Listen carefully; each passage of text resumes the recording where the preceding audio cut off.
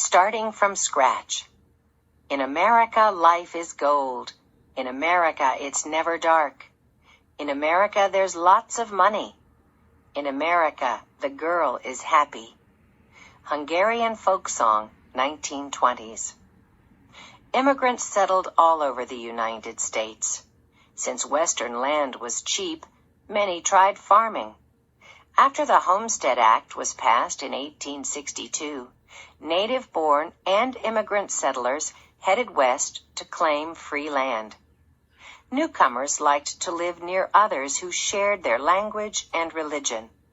They traded recipes and talked about the old country.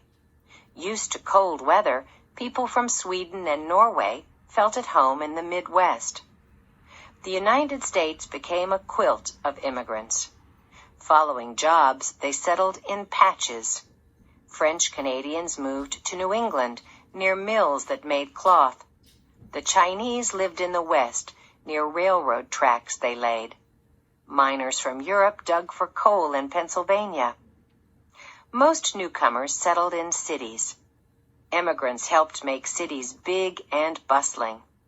In New York, Boston, Chicago, Cleveland, and Detroit, immigrants and their children soon outnumbered the native-born. Look at the pictures. Norwegian settlers relax in a field near Madison, Wisconsin. Young and old Chinese immigrants in San Francisco.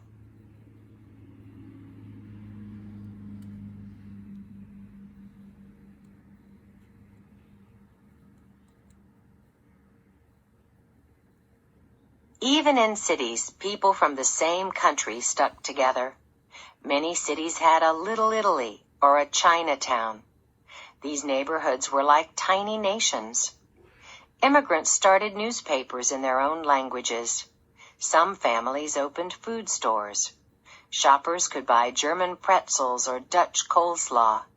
The Irish filled Catholic churches in Boston, while the Jews built temples in New York. Neighborhoods were lively. Immigrants ran theaters, bars, restaurants, music groups, dance halls, and sports clubs. People fresh off the boat were nicknamed greenhorns. They arrived with almost nothing. The poor crowded into tiny apartments in tall buildings. Families often slept, cooked, and ate in one room. Even when the toilet in the hall worked, it stank. A 9-year-old girl who lived in a basement saw rats as big as cats. It was hard to keep anything clean, but mothers tried. They washed clothes and children once a week. Buildings were noisy, smelly, and dark. Cold in winter, hot in summer. Flies buzzed around the waste that horses plopped and people slopped into the streets. To cool off, families sat or slept on the fire escape. Look at the picture. Crowded apartments sometimes made people sick and kept the sick from getting better. The father of this Washington, D.C. family suffers from tuberculosis. Dirt, bugs, and crowding bred disease. Most families could hardly afford food, let alone a doctor when someone fell sick. Americans worried about the spread of disease in jam-packed buildings.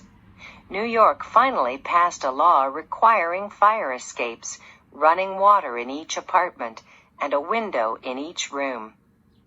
Immigrants struggled, but they still dreamed of a golden future. In most families, everyone worked. Women and children hemmed sleeves or made brooms at home. They got paid by the piece. The Morrow family earned $2.25 a week stitching feathers for hats. Some girls took jobs as servants. Many worked in factories. Small factories were so hot, dark, and cramped that they were called sweatshops. Workers sewed long hours, sometimes without a single day off. Factories posted signs, "If you don't come in on Sunday, don't come in on Monday." Boys worked on their own as well as in sweatshops. They shined shoes, sold newspapers, collected rags, delivered messages, or peddled peanuts. Look at the picture. The Moro family from Italy works at home, piecing together feather decorations for hats.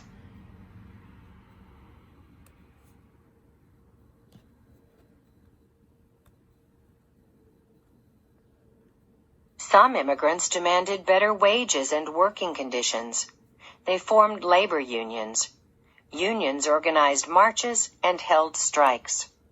A terrible fire in New York City killed more than 140 factory workers in 1911. Most were young immigrant girls and women. After that, unions got more support from the public. States passed more laws against child labor. After work, children played tag on the roof or swam in fountains. Girls rolled hoops on the pavement while boys shot marbles. It was fun to watch the comings and goings on the street. Immigrant neighborhoods hummed.